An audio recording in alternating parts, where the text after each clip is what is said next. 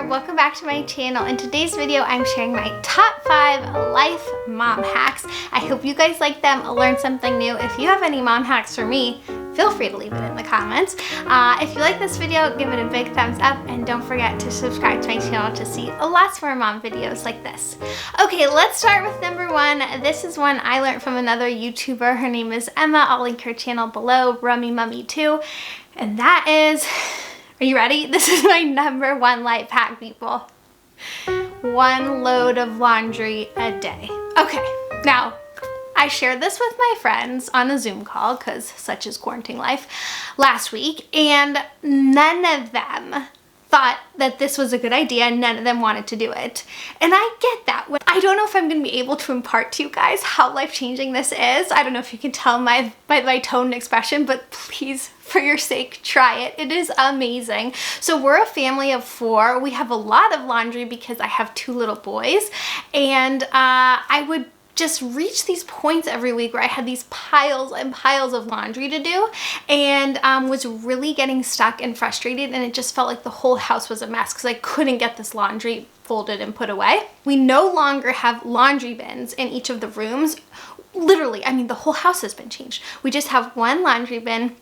It's in the kids bathroom area in the center of the house, and then every single morning on my way downstairs, the first thing I do is I grab the laundry and I throw it in the laundry machine. Here's another thing. I mix darks and lights. I mix all kinds of different fabrics and whatever. And whenever the kids are watching TV or I'm watching TV or I have a free moment, I sort and fold that 1 load, which is really small because it's only 1 day's worth of clothes. Okay, I know I'm going into too much detail of this, but it's so good. So I never have to fold more than 5 shirts, and you know what I mean, very few things.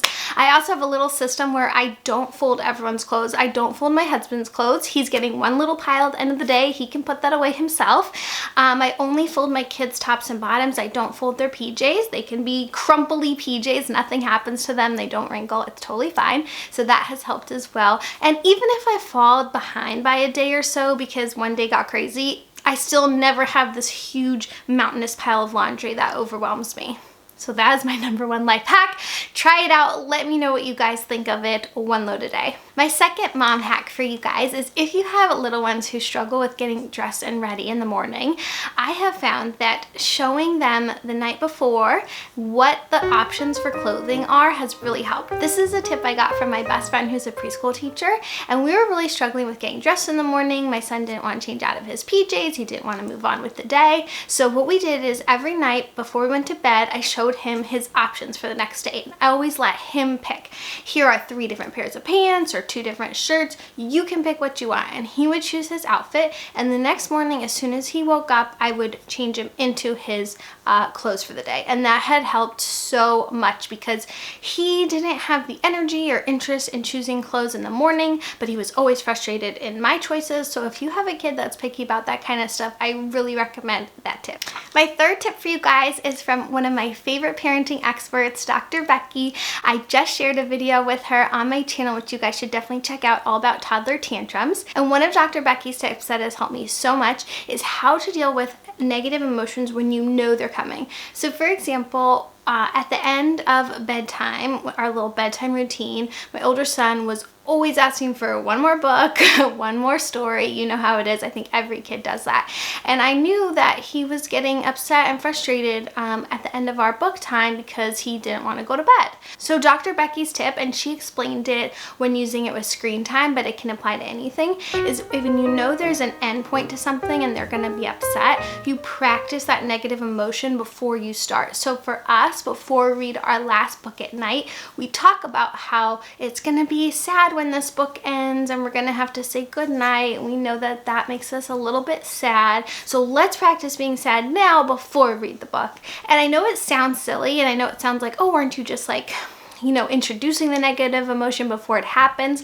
But this is something where it clearly had happened every night. He was really feeling that sadness at the end of the book. Your kids might feel that when their favorite TV show ends or it's time to put away screens, things like that, where it always is a recurring routine event that it happens. And it really worked with us. So we talked about how we were going to be sad. We felt it. We we said, like, this is so sad that this book is over. We, you know, really expressed it, and then not in a joking way. I mean, it was fun, but it was still validating to them to let them know that I get that it's sad when the bedtime routine ends and it's time to say goodnight. And it has helped so much with that. So I really recommend that tip. My fourth tip for you guys is how to use bribes effectively.